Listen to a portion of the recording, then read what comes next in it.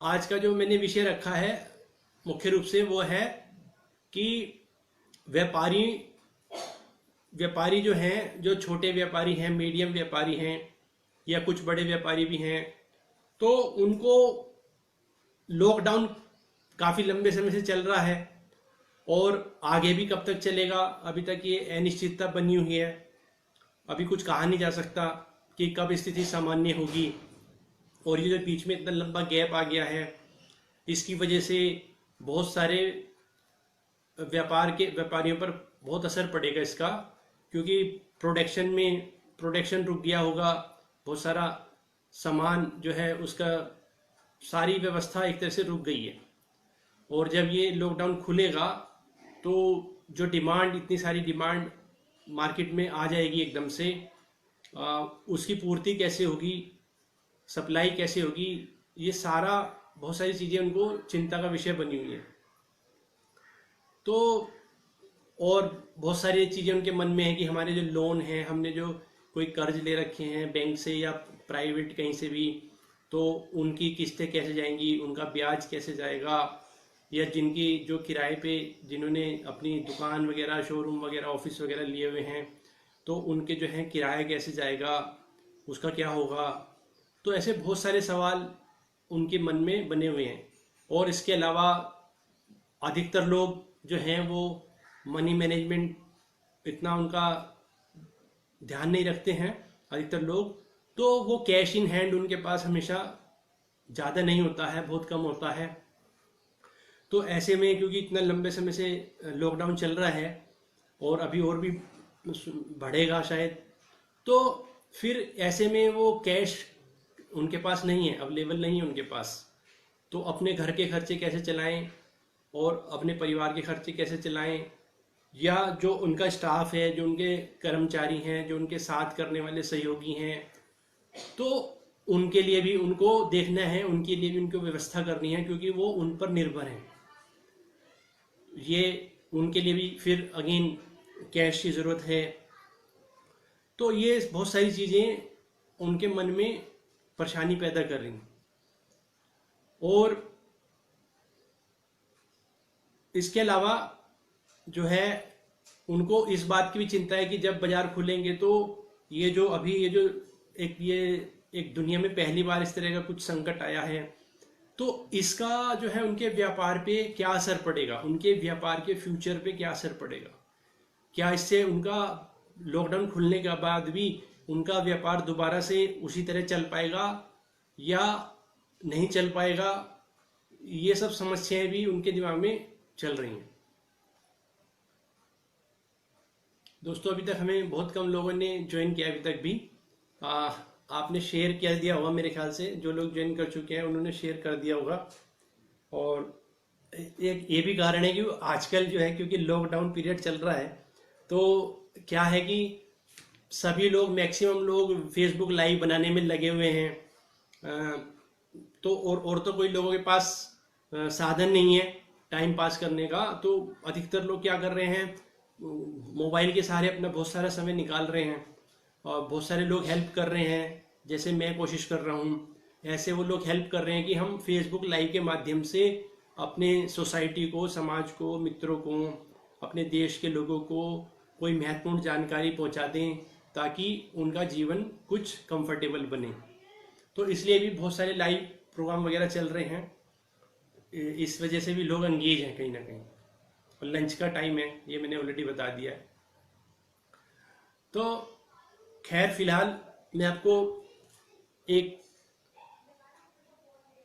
Point पे आपका ध्यान दिलाना चाहता हूँ कि देखिए, हमारे जीवन में जितनी भी समस्याएं हैं या हमारे दिमाग में जो भी समस्याएं हैं, हम उसको कैटेगराइज करेंगे तो उससे आपको काफ़ी मदद मिलेगी। पहला फार्मूला तो ये है, आप जो लोग अवेलेबल हैं नोट कर सकते हैं दिमाग में, कि always think on paper. Always think on paper. क्योंकि हमारा दिमाग बहुत फास्ट सोचता है और बहुत तेजी से सोच सकता है, और जितना ज़्यादा सोचता है इसकी स्पीड उतनी बढ़ती जाती है।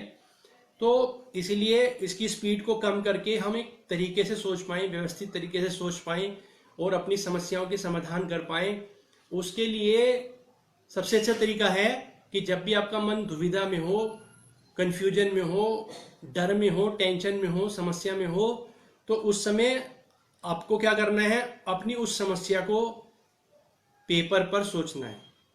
पेपर पर सोचना है विद पेन और विद पेपर। ऐसे पेपर पेन ले लीजिए और उस समय आप अपनी समस्या को पेपर पर सोचिए। Think on paper, right? Okay. तो जब आप पेपर पे अपनी समस्या को लिखेंगे तो आप देखेंगे कि जितनी बड़ी समस्या आपको लग रही है, जितना आप लिखेंगे तो ठीक है, आप अपनी समस्या को सबसे पहले पेपर पर लिख लीजिए, पेपर पर। ओके। और अब फिर उसको कैटेगराइज करना शुरू करें। जैसे कि जब आप पेपर पे लिखेंगे तो आप पेपर पे एक लाइन बीच में खींच सकते हैं, खड़ी लाइन खींच सकते हैं, और उसके एक तरफ लिखिए कि वास्तविक समस्या। वास्तविक समस्या मीन्स जिसको हम समस्या समझ रहे हैं वो एक्चुअल है क्या, प्रैक्टिकली है क्या वो समस्या, या ये काल्पनिक समस्या है। काल्पनिक यानी इमेजिनरी। काल्पनिक समस्या मतलब हम सोच रहे हैं ये हो जाएगा तो वो हो जाएगा, तो वो हो जाएगा, तो वो हो जाएगा। हम ऐसे ही उसको, क्योंकि हम खाली है ना, आपने सुनी होगी कहावत, खाली दिमाग शैतान का घर, आपने सुना होगा। तो क्योंकि अभी हम खाली हैं और बहुत लंबे समय से खाली हैं और बहुत लंबे समय तक खाली रहने वाले हैं, इसलिए हम बैठ के बहुत सारी दिमाग में ही कहानियां बनाते जा रहे हैं। और इसको हम बना रहे हैं एक तरह से, वो भी हम गड़बड़ क्या कर रहे हैं, दोनों सब लोग ऐसा नहीं करते हैं, दोनों तरह के लोग हैं। कुछ लोग ऐसे हैं जो अच्छी कहानियां बना रहे हैं, अच्छी कहानियां, वो अपने फ्यूचर की अच्छी कहानी बना रहे हैं, यानी वो बना रहे हैं हैप्पी एंडिंग मूवी। क्या बना रहे हैं वो लोग? Happy ending movie. Happy ending movie वो अपने दिमाग में बना रहे हैं, हैप्पी एंडिंग मूवी। और जो दूसरे लोग हैं वो क्या बना रहे हैं? वो बना रहे हैं हॉरर मूवी। हॉरर मूवी वो लोग अपने दिमाग में क्या बना रहे हैं? हॉरर मूवी, भय वाली, भयभीत करने वाली मूवी बना रहे हैं अपने दिमाग में। तो पहले देखना है कि हम कौन सी मूवी बना रहे हैं। तो आप उसे पेपर पर लिख लीजिए, ऑन पेपर। अब उसके बाद क्या करना है? उसके बाद क्या करना है कि अब आप ये अपनी प्रॉब्लम्स को और अलग कैटेगरी में डिवाइड कीजिए। कौन कौन सी कैटेगरी हो सकती हैं? कि हमारी अभी प्रेजेंट की प्रॉब्लम क्या है, मतलब आज की प्रॉब्लम, आज की या कल की, बस इतना ही सोचना है अभी। और दूसरी हो सकती है हमारी फ्यूचर की प्रॉब्लम, फ्यूचर प्रॉब्लम्स। जो फ्यूचर की प्रॉब्लम्स हैं हमारी, उनको आप पेपर पे लिखिए। तो जो अभी, क्योंकि सिचुएशन ऐसी अभी, अब जो सिचुएशन है, पूरी दुनिया रुकी हुई है, सब कुछ रुका हुआ है एक तरह से।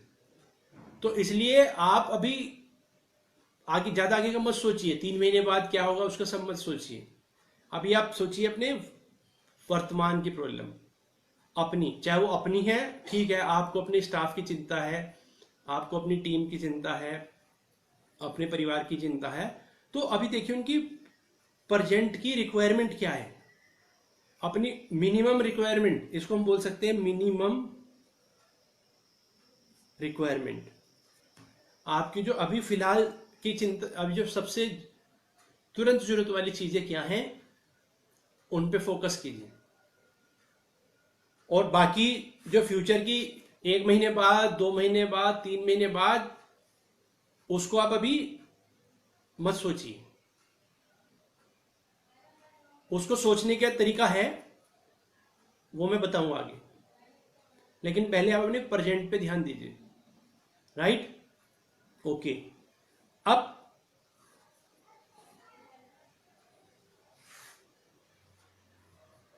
आप जो प्रेजेंट की प्रॉब्लम है, मिनिमम रिक्वायरमेंट है, उनको आप पेपर पे लिख लीजिए, लिस्ट बना लीजिए। आप उन्हें 1 दिन के लिए, 2 दिन की सोच सकते हैं, 3 दिन, मोस्टली जैसे ज़्यादा आप 1 वीक तक का प्लान कर सकते हैं कि हमारी जो प्रेजेंट की मिनिमम रिक्वायरमेंट है उसको हम 1 हफ्ते तक कैसे हमें प्रॉब्लम ना आए, उसके लिए आप प्लान कर सकते हैं। आपको या आपके जो भी स्टाफ है, जो भी टीम है, उनसे आप बात कीजिए। ऐसा किस लिए करना है, मैं आपको ये भी क्लियर करूं कि ये जो मैं पेपर पे लिखने का बता रहा हूं, ऐसा किस लिए करना है कि हमारा जो माइंड है, हमारा जो दिमाग है, इसके दो हिस्से हैं, लेफ्ट ब्रेन और राइट ब्रेन। मैं आपको थोड़ा सा टेक्निकली बता रहा हूं, लेफ्ट ब्रेन और राइट ब्रेन। तो हमारा जो एक साइड का हिस्सा है वो प्रॉब्लम्स के बारे में सोचने वाला हिस्सा है। वो आपको प्रॉब्लम बताएगा। और जो दूसरा हिस्सा है वो है समाधान बताने वाला हिस्सा, क्रिएटिविटी वाला हिस्सा।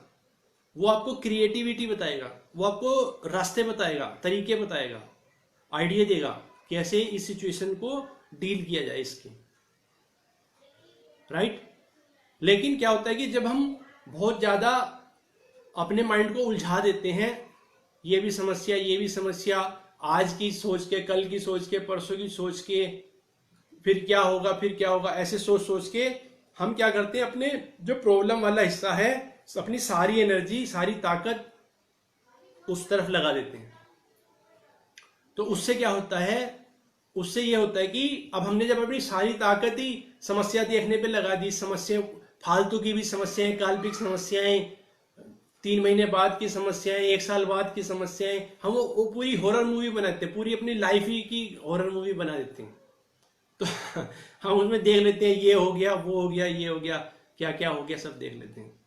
तो इस सारी एनर्जी इधर लगाने से क्या होता है, जो हमारा समाधान देने वाला हिस्सा था, क्रिएटिविटी वाला हिस्सा था, वो काम ही नहीं कर पाता है। तो इसलिए हमें क्या करना है, सबसे पहले अपनी प्रॉब्लम्स को जब हम ऑन पेपर लाएंगे लॉजिकली, तो ये रिड्यूस हो जाएंगी, कम हो जाएंगी।